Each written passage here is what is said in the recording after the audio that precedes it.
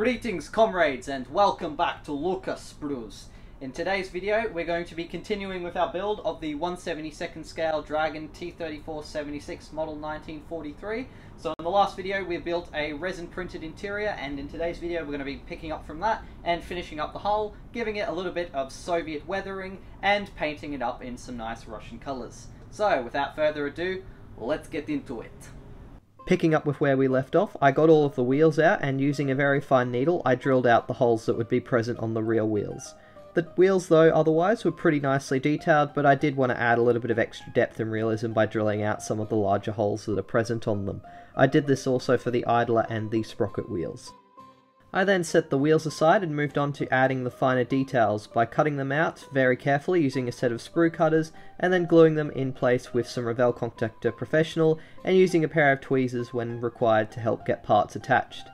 A nice feature of this kit is that the hatch for the driver's position comes with some moulded detail on the interior, and it's also a separate piece, which means that you can glue it in either the opened or closed position.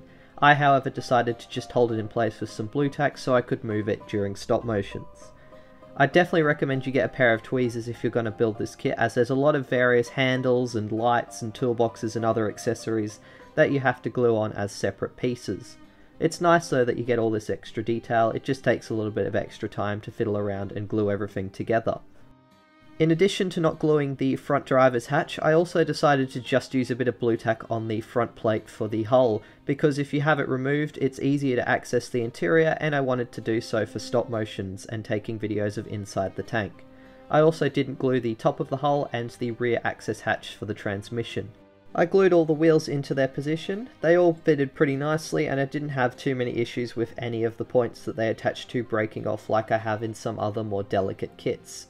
I decided to leave out putting the turret together since it was a pretty similar affair to the hull with a lot of small parts, and instead I wanted to focus on how I create the Soviet armour imperfections, which are very infamous, and if you look at all of these pictures I have of real T-34s, you'll find that there are a lot of divots and imperfections on the armour plates, and also a lot of seams and really thick weld lines on the armoured plates where they join or where they are welded up. So to create this, there are a few different techniques, but my preferred method for creating the armoured divots is to get a bit of Revell Contactor Professional and apply it onto the armoured plates. After it melts the plastic a little bit, I then use a very hard and old brush and dab it quite violently onto the surface of the armour, and this helps create all of those imperfections and divots and creates a very rough texture. I use this technique on both the turret of the tank and also on the armoured plates of the hull. I take care however not to get any of the Revell on the cannon, which would have been made out of higher quality metal, and also things such as the exhaust covers, the toolboxes, the fine details, and also the mudguards, which themselves would have been made out of thin metal rather than the poorly moulded and imperfect armoured plates. In some larger parts or surfaces, such as the front plate, I had to do a few layers of Revell Contactor Professional, just to make sure that the effect was nice and uniform across the entire surface. Although this technique is more commonly used in 35th scale armour, which may make it a little bit exaggerated for 1/72nd scale, I thought it added a fair bit of character and looked a little bit more realistic in my opinion than a perfectly clean looking T-34. After the plastic and the glue had dried and hardened, I then got some Vallejo water-based putty and applied it onto the cocktail stick and then dragged it over the model to create the weld lines. The first stage to this technique is to apply the wet putty on. I tried to use the fine tip of the cocktail stick as much as possible to make the weld lines relatively thin, seeing as this was still 72nd scale. However, I wasn't too unhappy with how they turned out, seeing as Soviet welds tended to be quite large and ununiform. I used the reference photos as mentioned, and also a few pictures from War Thunder and a few diagrams I found online to get a rough idea on where most of the larger weld markings would be. After I'd let the Vallejo putty dry just a little bit, I then used the sharp end of the cocktail stick to scratch in a few welding lines. Once the Vallejo putty weld lines had dried overnight, I then got out some Tamiya XF81 dark green and applied 4 coats of paint over the entire hull and turret. After the Vallejo putty has dried overnight, I then move on to painting the model. I begin with 4 layers of Tamiya XF81 dark green and apply it using a relatively large brush in the same direction as much as possible. I also make sure to thin the paint with a little bit of water before I apply it to help make sure my layers are nice and thin. By building up the layers in nice thin coats, you reduce the chance of having brush strokes and get a more uniform and airbrush-like finish with the model.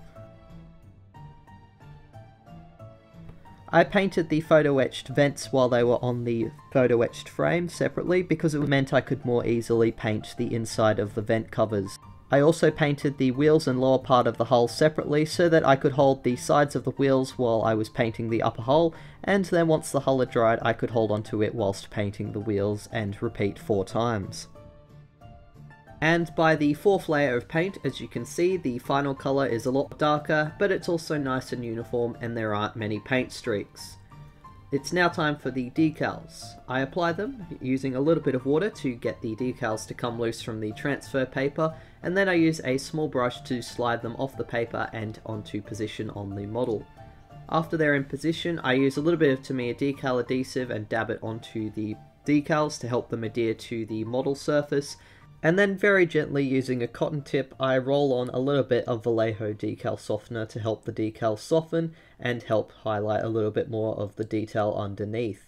I then use a very fine brush to apply some flat black onto the rubber on the front and rear road wheels, and I use a little bit of aluminium foil and some super glue to create the headlight.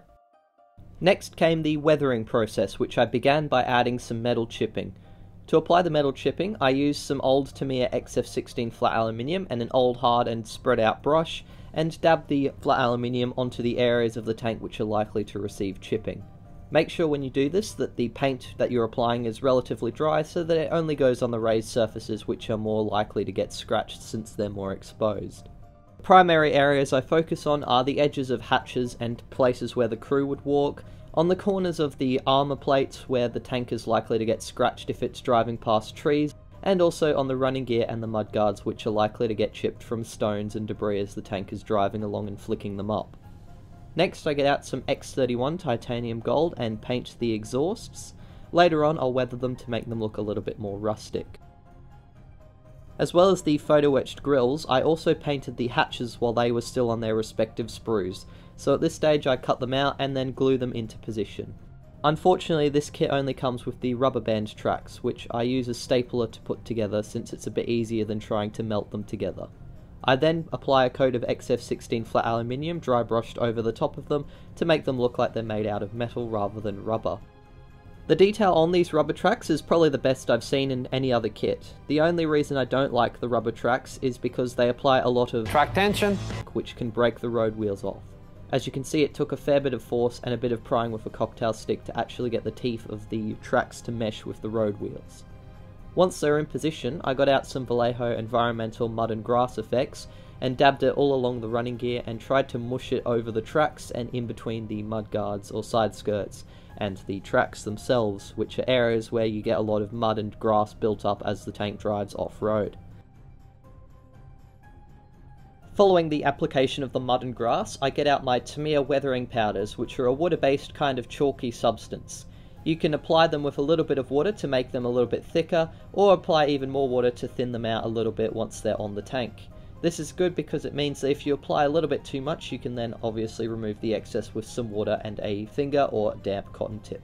I apply some brown kind of rust effects onto the exhausts and on the mudguards to create some rust and darker mud, and I use some of the lighter colours and streak them down the side of the hull to create some streaking and effects, as if dirt had been washed over the tank over time. I like to use a fine brush to apply the weathering effects after dipping the brush in a little bit of water to make the effects a little bit more thicker and visible, and then as I said I'll remove some of the excess later on using a larger brush with a little bit of water on it to thin them down. As well as creating the streaking down the sides of the vehicle that would receive a lot of weathering over time, I also dab a fair bit onto the engine deck and on the top of the turret where crew are likely to walk and leave a little bit of mud if they've got any on their boots. I also use a little bit of the black weathering powder to create gun smoke, exhaust stains, and a little bit of leakage coming out of the radiator and the hatches. I paint the entire underside of the tank XF1 flat black to create a bit of shading effects, and then I use various browns and a bit of flat aluminium and the regular dark green to paint the tools, and then I cut them off the sprue, stick them onto the model using a little bit of blue tack in some cases if I want the parts to be removable, or some Revell Contactor Professional, and after applying a little bit of panel liner over the top of them to add some extra detail, the model is finally completed. And here you can see a few photos of the finished model and also a few archive video clips of the T-34 during World War II. Overall, I've got to say I had a lot of fun building this kit. I really enjoyed doing the different weathering techniques and also doing the armor texturing and the welding marks. Like I said, this is a technique I've seen commonly used in 35th scale, so for 72nd scale it might be a bit exaggerated.